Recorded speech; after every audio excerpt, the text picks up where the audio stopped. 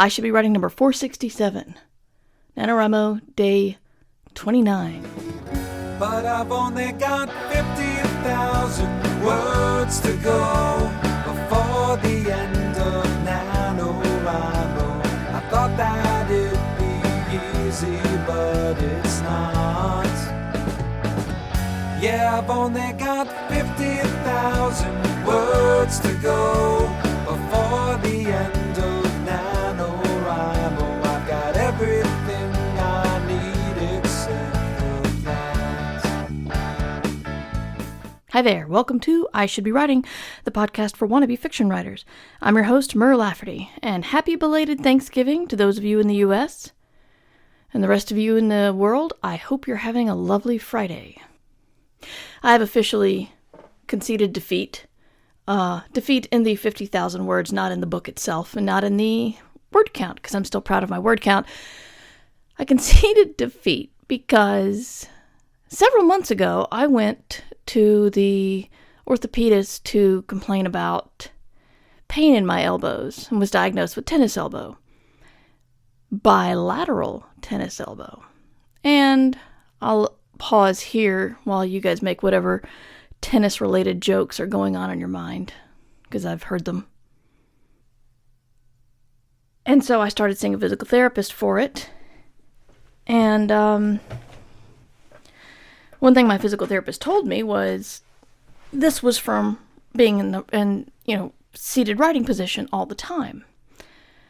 And I've got my ergonomic keyboard, I've got everything at the right level, but I did not take into account elbow damage. And the hardest thing I have to do, I've got exercises and stretches and stuff, but the hardest thing I have to do to take care of myself is to remember I have to stretch after writing. And I don't think to stretch after writing because writing doesn't hurt.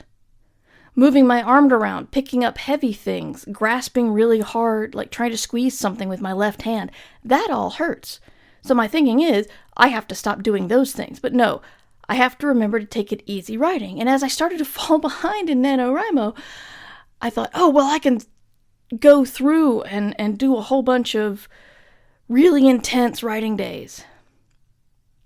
And then I had my normal PT appointment where they did dry needling, which is apparently acupuncture, only it's not the same mindset as Eastern medicine acupuncture, and it's approved by the FDA. So I got a bunch of needles stuck in my arm, and then I remembered, oh, wait a minute, I have an injury, a repetitive stress injury, and I should probably not be killing myself for this. Now, I'll be 100% honest. I have failed every year of NaNoWriMo. But this is one of the few years I thought, maybe I shouldn't try at the end to get as many words as possible. And what does my problem have to do with your self-care? Well, I want to remind you that preventative medicine is one of the hardest things for humans to grasp, because we learn from experience. And if you do something so that something doesn't happen, you don't always see the benefit of said thing.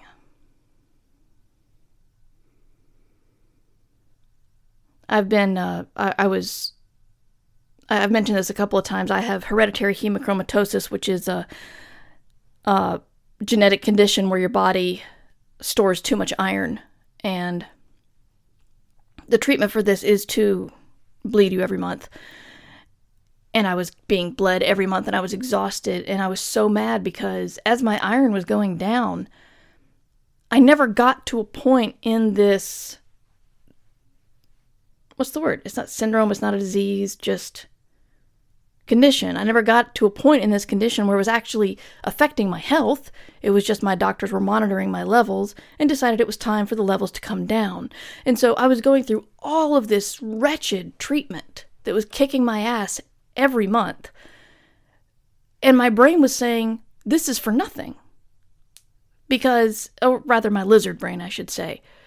Whereas I could see all of my numbers that the lab came back with, and I could see this number is too high.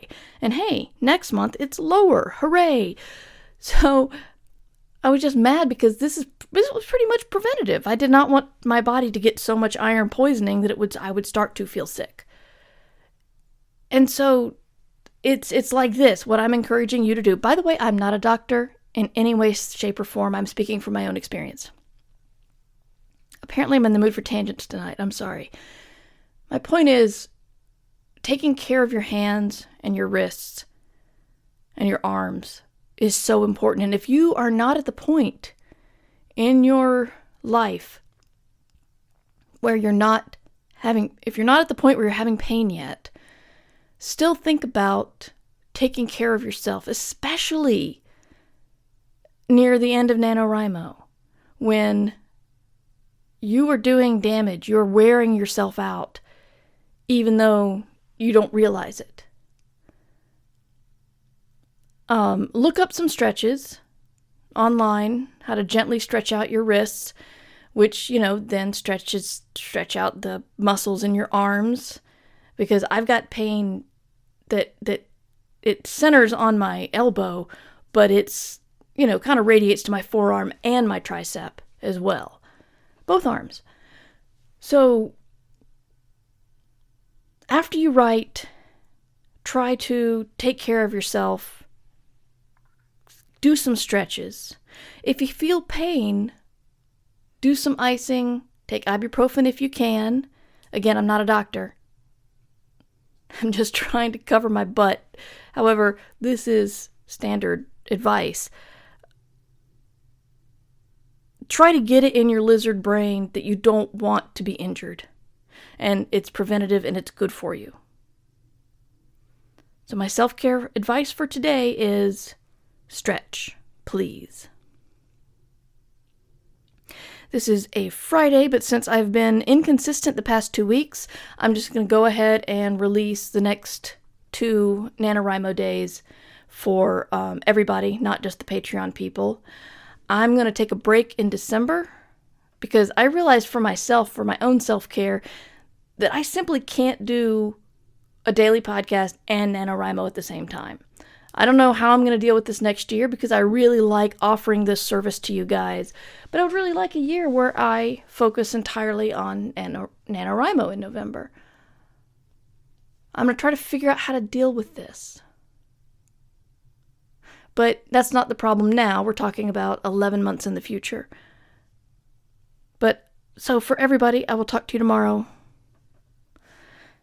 Do some stretches, get some sleep, because you should be writing. You can support the podcast and get a full 30 days of NaNoWriMo goodness at patreon.com/MightyMur. Music by John Anelio. johnanelio.bandcamp.com. Used with permission. Thanks, John. And at best my plot is dry, but at least I'm getting some time to myself.